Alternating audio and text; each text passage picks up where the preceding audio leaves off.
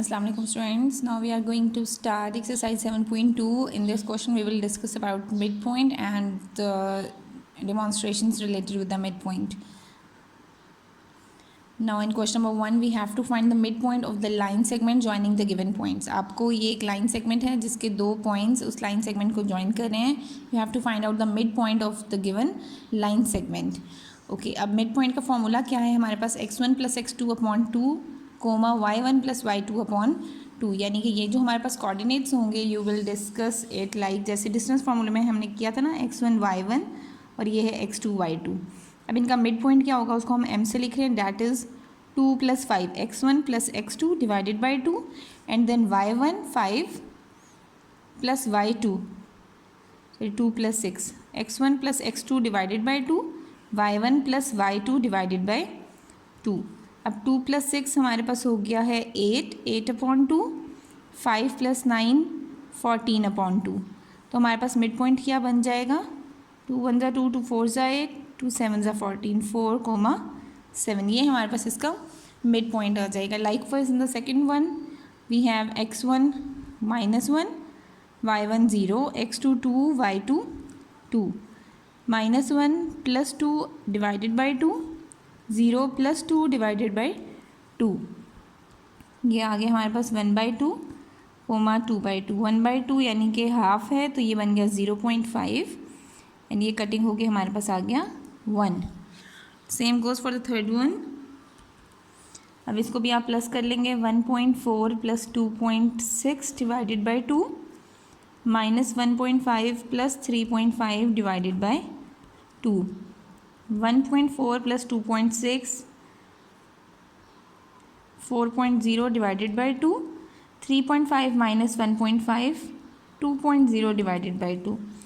तो mid point आ गया 4/2 2 and 2/2 1. ये हमारे पास इस तरह से आपने मिड पॉइंट कैलकुलेट कर लेने हैं from the given points. Okay students, now moving on to question number 2. हमारे पास उन्होंने एक फिगर ड्रॉ करके बता दी है और साथ पार्ट 1 में मेंशन कर दिया find coordinates of E F G and H. आपने ई एफ जी और एच के कोऑर्डिनेट्स बताने हैं. अगर हम देखें तो E is the mid point of A B, F is the mid point of C B, G is the mid point of C D and H is the mid point of A D. तो आप इसी तरह से हम ई को calculate कर लेते हैं. ई के कोऑर्डिनेट्स हमने बताने हैं तो ई किसका मिड पॉइंट है ए और बी का. तो हम ए के पॉइंट्स को प्लस करते हैं like x y 1 plus 5/2 and 0 plus 2/2. ये हमारे पास आ गया 6/2 and 2/2 that is equals to 3 and 1. उसके बाद हम एफ़ के कोऑर्डिनेट्स देख लेते हैं. एफ़ हमारे पास मिड पॉइंट है सी और बी का. अब इसमें एक्स के कोऑर्डिनेट्स को प्लस करेंगे 2 plus 5 divided by 2 and 6 plus 2 divided by 2. 2 plus 5 7/2 coma 8/2. यहाँ आ जाएगा 3.5 एंड 4. ठीक है, कटिंग हो जाएगी इसकी. उसके बाद हम जी के कोऑर्डिनेट्स देखें अगर तो G is mid point of C and D. तो इसमें एक्स को प्लस करेंगे 2 plus -3 divided by 2 and 6 plus 2 divided by 2. ये हमारे पास आ गया 2 minus 3/2 and 8/2 that is equals to -1/2 and 4. H is the mid point of A and D. तो एच के कोऑर्डिनेट्स क्या होंगे -3 प्लस 1/2 एंड 2 प्लस 0/2. अब यहाँ पर हमारे पास आ जाएगा -2/2 and 2/2 that is equals to -1 and 1. आपने इस तरह से ये मिड पॉइंट्स कैलकुलेट कर लिए. सेकेंड पार्ट में इन्होंने आपको बोल दिया draw line segments E F G ji H and H E by joining mid points of its sides. जब हम इसको ज्वाइन करेंगे तो ई और एफ को ज्वाइन करना था. एफ जी तो एफ और जी को ज्वाइन किया, देन जी एच, फिर जी और एच को ज्वाइन करना था. आफ्टर डैट एच एंड ई. ये हमने इन सारे पॉइंट्स को ज्वाइन कर दिया. सेकंड पार्ट में उन्होंने हमें यही मेंशन किया था. Now in the third question में उन्होंने कहा फाइंड द डिस्टेंस ऑफ. अब आपने डिस्टेंस कैलकुलेट करना है E F F G G H and H E का. तो आपने अब इसके लिए डिस्टेंस फार्मूला यूज़ करना है. और डिस्टेंस फार्मूला हमारे पास क्या है ई एफ के लिए. अगर हम डिस्टेंस फार्मूला अप्लाई करें ई के कोऑर्डिनेट्स हैं हमारे पास। अब हम इस पे ई के कोऑर्डिनेट्स मेंशन कर देते हैं। ई के हैं 3, 1 और एफ़ के कोऑर्डिनेट्स हैं 7/2 एंड 4। अब इस पे हम डिस्टेंस फार्मूला अप्लाई करते हैं और डिस्टेंस फार्मूला है हमारे पास x2 minus x1 square plus y2 minus y1 square. LCM आ जाएगा 2, 7 minus 6 whole square plus 3 whole square, 1/2 square plus 9।